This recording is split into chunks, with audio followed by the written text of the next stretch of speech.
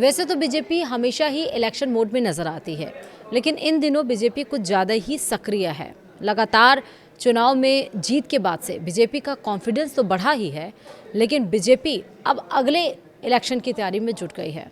मैं ऐसा क्यों कह रही हूँ? क्योंकि दिल्ली में बीजेपी नेताओं की बड़ी बैठक हुई। पीएम मोदी उसमें मौजूद रहे। राज्यसभा उम्मीदवारों के नाम पर यहाँ पर आज की बैठक में मुहर लग सकती है। इसी पर चर्चा इस वीडियो में। नमस्कार, आप देख रहे हैं न्यूज़ 18 का डिजिटल प्लेटफॉर्म। मैं हूँ आपके साथ श्रुति श्रीवास्तव।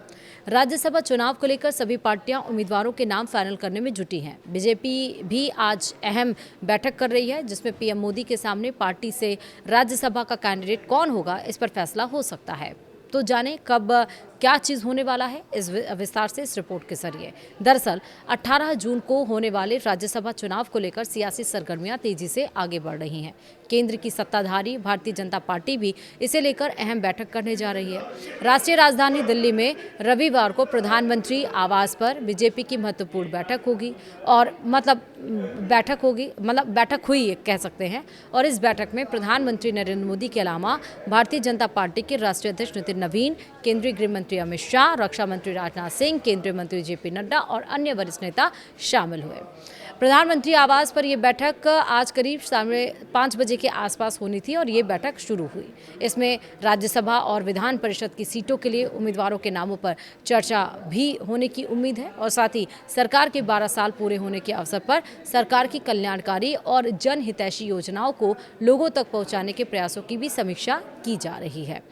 10 राज्यों से राज्यसभा की 24 सीटों के लिए 18 जून को द्विवार्षिक चुनाव होने हैं। आंध्र प्रदेश, गुजरात और कर्नाटक में 4-4 सीटें हैं। राजस्थान और मध्य प्रदेश में 3-3 सीटें हैं। झारखंड में 2 सीटें हैं और मणिपुर, मेघालय, अरुणाचल प्रदेश और मिजोरम में 1-1 राज्यसभा सीट खाली हो रही है।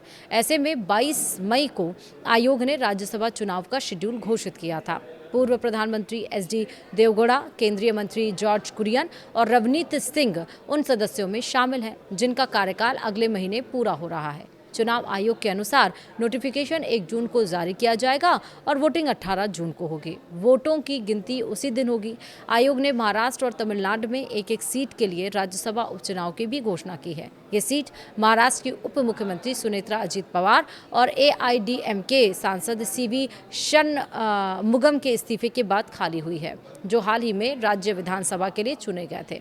राज्यसभा सीट के लिए उपचुनाव भी 18 जून को ही होगा और इसके अलावा बिहार और महाराष्ट्र समेत कुछ राज्यों में विधान परिषद यानी कि एमएलसी चुनाव भी होने हैं। माना यह जा रहा है कि चुनाव को देखते हुए भाजपा सामाजिक, क्षेत्रीय और राजनीतिक समीकरणों पर अधिक ध्यान दे सकती है और इसीलिए आज की बैठक इतनी ज़्यादा महत्वपूर्ण होने वाली है। आप कांग्रेस को भी देख रहे हैं, कांग्रेस काफ़ी ज़्यादा एक्टिव मोड में नजर आ रही है।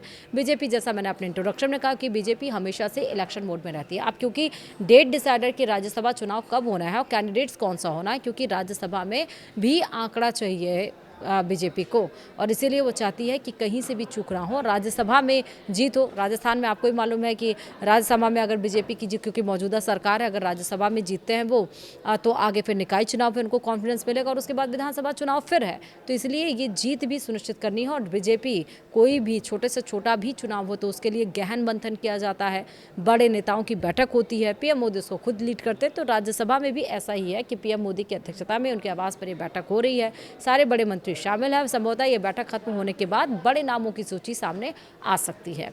फिलहाल इस वीडियो में इतना ही। नमस्कार।